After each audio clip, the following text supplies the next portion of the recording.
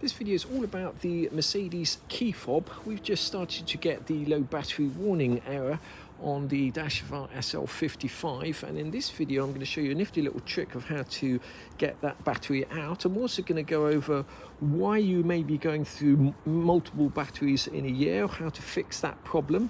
I'm going to show you some great little tricks like how to use this key to actually open the roof on your car from a distance of about 15 feet. And I'm going to finish the video with how to actually program the different keys to do different things for different people. So for example, if your wife drives the car, she gets in the car senses it's her driving, changes all the seat settings, mirror settings, steering wheel, lumbar support, etc. And when I get in the car, it senses that I'm using my key and changes all the settings back to how I originally had them. People already know that the way to get the blade key out is to slide this little catch back, and once you've done that, the key will just lift out. Now, this key is specifically designed to help you get the battery out. And what you need to do is take the back end of the key like this and press it against that spring-loaded thing there and then twist it up. And what you'll see will happen is you'll get a little gap appearing here, like so. Now, if your battery hasn't been changed in 17 years, which I suspect this one hasn't, it might be quite difficult to slide that out. You might have quite a bit of gunk, etc. for over the years in there, but this basically just slides out like this. When you are pushing your key in here, you will see that that there is moving that little hook out of the way, and that hook will normally be hooked on under there. So that is why you have to push that out the way like that before you can get this out. Now, once you've got to this stage here, the battery just slides out by basically pushing down there with your thumbnail, and that tilts the battery up. And just remember which side up the battery goes. It's obviously the plus side aligned with the plus. This is the original battery by the looks of it, Varta CR23025. Should be 3 volts, so let's just test what this actually is. This is the battery out of the key fob that's giving us the warning on the dash, and you can see it reads 2.9, which you might think, well, that's pretty close to 3 volts. There's no problem at all, but let's just have a look and see what a new battery reads. This is a brand new Varta battery, reading over 3 volts. Now, sometimes they'll read as high as 3.3 volts, 3.2 volts, but that rundown from 3.3 or 3.2 down to 2.9, it might not sound like a lot, but that actually means you've got a substantially discharged battery. And if you've followed this channel, you may have seen my video on car batteries, and the same is true of a car battery. At 12.2 volts, you may think you've got pretty much fully charged battery, but that's actually 50% discharged, and at 11.8 deemed to be fully discharged. If you left your battery like that for any length of time, you would ruin it forever. Mercedes key fobs have a little red light here that's used to test the battery. So when you press any of these buttons, you should see that little light flash briefly like that, which means your battery is good. If you don't see that flashing, it means your batteries are not good. Well, if you find that you're using an awful lot of batteries, you're getting through a few of these every year, or they're only lasting a few weeks, the most usual reason for that is that you've got dirty battery contacts or slight corrosion, which can attract all sorts of grease and dirt, etc. Now, you might not be able to see that with the naked eye, but the solution to that problem is to clean the terminals. Now, depending on your key fob, you may be able to use something like a cotton wool bud, but they're generally too big to actually get into those little gaps. So a better solution is to use a little watchmaker screwdriver. Just take the cotton wool off the end of a cotton wool bud, or wrap some cotton wool around there, and use contact lens solution to clean the contacts. Don't use something acidic, because if you leave any residue on there, you may end up corroding the contacts. You should be all right to use electrical contact cleaner as well, but as I say, don't use anything that could leave a residue on there. I would recommend using contact cleaner, and then clean that contact there, the reverse of that contact, which you can't see very well, it just lives under that plus sign, and these two contacts here as well. If the problem persists, you may have to actually take that circuit board out in there and clean the two contacts where this is actually making contact. So what happens when you start to get that key fob battery warning is when your battery is fully charged, it's over 3 volts, you get a good connection between the two contacts. But as it starts to run down, if your contacts are dirty, a running down battery will not be able to bridge that gap. So once you've cleaned your contacts, you may find out that a rundown battery, something that's 2.9 or 2.97, etc., will still be able to actually work in the key fob. Now, in our spare key fob, we have a slightly different problem. This was a brand new battery that I put in our car just before I went off to Australia, and sort of 6 weeks later, 2 months later, without using this at all, this battery is absolutely dead as a doornail. Now that implies that something is actually pressing down on the key fob, or that contact is being made, because the only way, unless that battery happened to be faulty, which is possible I suppose, the only way that would run down from 3 volts to nothing is if one of these was constantly depressed. And once again, what you may have to do, it's slightly difficult on these key fobs here, is just to take that circuit board out and examine the switches and make sure that none of them are constantly depressed. Now, the other thing that can happen, and although it's really rare, it can happen, is that the problem only arises if you leave the key in a certain position, like in front of a sunny window. And what happens is when it warms up, because the key fobs are normally black, something expands and makes a brief contact. So you only notice the problem in certain conditions. And similarly, if you've left the key fob by a window, for example, we leave this one in a little basket of keys right by a window, so the thing is constantly heating up and cooling down, not just because it's winter, because the sun is shining on it.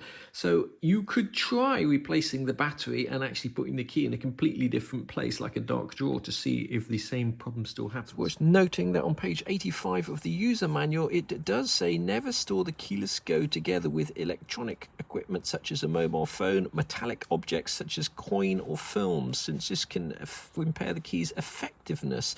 So I was actually storing that key in with coins and phones, etc. So maybe that's the reason that the battery ran down. Who knows? Now, there's a couple of other things about your Mercedes key that you may or may not know. This key actually has the ability to put out 2 different types of signal. When you press the unlock button, you're sending out a radio signal to the car, and that radio signal has the ability to bend around objects and even go through certain objects like a garage door, etc.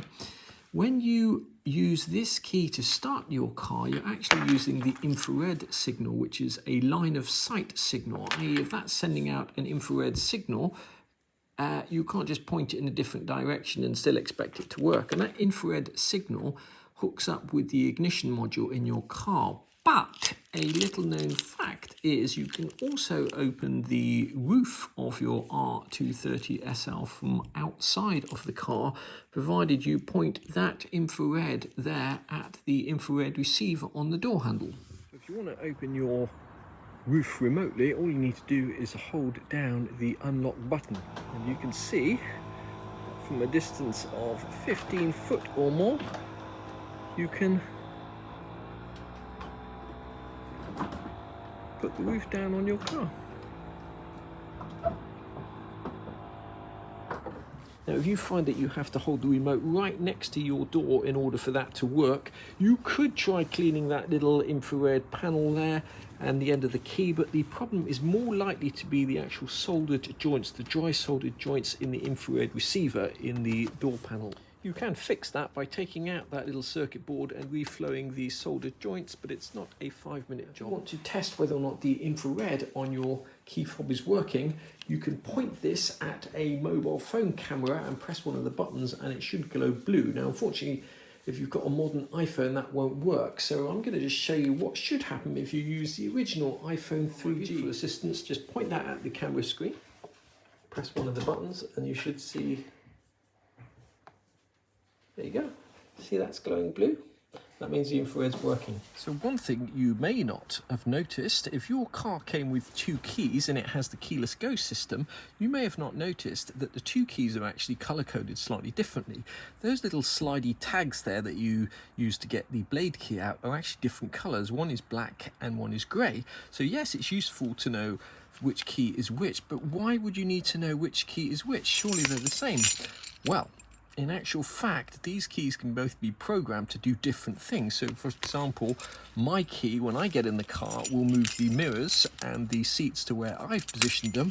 My wife's key, when she gets in the car, will put the seats and mirrors to where she's positioned them. If you do want to set the keys to do different things for different people, it's not intuitive to work out how to do it. First of all, put your key in the ignition and turn it one click to get to that position, and then use the menu buttons here to press until you get to the settings on there. So I'm going to press this button here once, twice, 3 times, 4 times to get to the settings. Then we're going to use these arrow buttons here.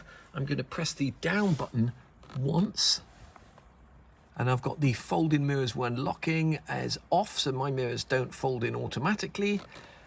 We've got the mirror setting when parking. I've got that on, which basically means that mirror tilts down when I'm parking so I don't curb the wheels. Key dependent is set for off at the moment. So if you wanted to set that for on, you go to this side of the steering wheel and you just hit the plus button to set it for on. Now, just in case you're everyone who wants to be a millionaire and the question is, what does the CR2450 in this case stand for, i.e. what does the number on the battery tell you?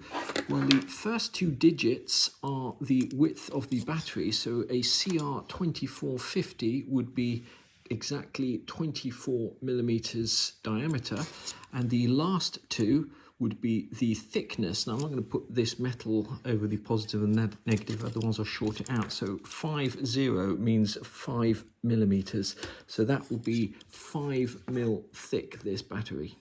So a CR2025, which you get in the Mercedes C fob, means it's 20 millimeters, 2 centimeters across in diameter and 2.5 mil thick. Finish this video here just with a demonstration of putting the roof up from the key fob. The next thing we're going to do on this car hopefully is repair the rusty front brake lines, and then we've got to investigate an oil leak which could be the rear main seal. I'm hoping it's something more simple than that, but we'll soon find out. After that, I'm really keen to get back on this 280 SL which we've had for a year. We bought the car as a painted shell with a box of bits. Transpired that half the bits weren't right for the car, and we've been slowly but surely putting it together. We pretty much finished the interior, but I've got to actually have a go at getting this car started. We've got to put the fuel tank in, connect all the fuel pump, accumulator, get all the right fuel lines, and all the brackets are missing for that, which is a bit of a problem. The vacuum system hasn't got any vacuum lines at all. I've slightly stumbled on where to get the original vacuum lines from. If anyone can tell me that, the right color-coded lines, that would be amazing. We've obviously got the whole brakes to do. It's got a very unusual brake master cylinder, this 1975 car. Then we've got to put the starter motor in, and then we should be just about ready to start the car. Once we've got this car running, I'll have a better idea what parts I need off our gold parts car here, because I've got to get rid of that car so that I can put the ramp down and start doing work on this silver AMG. If I do need to do the rear main seal, I'm going to need to do that up on a ramp, plus I'm going to need to get this car ideally up on a ramp to do all the fuel lines and everything underneath it. So I've got a ton of work to do, and I've got to try and juggle all of that obviously with family and work. Last but not least, if you live in the UK and you need to replace your key fob batteries, you can get a couple of these CR2025 batteries from Screwfix, just £2.69.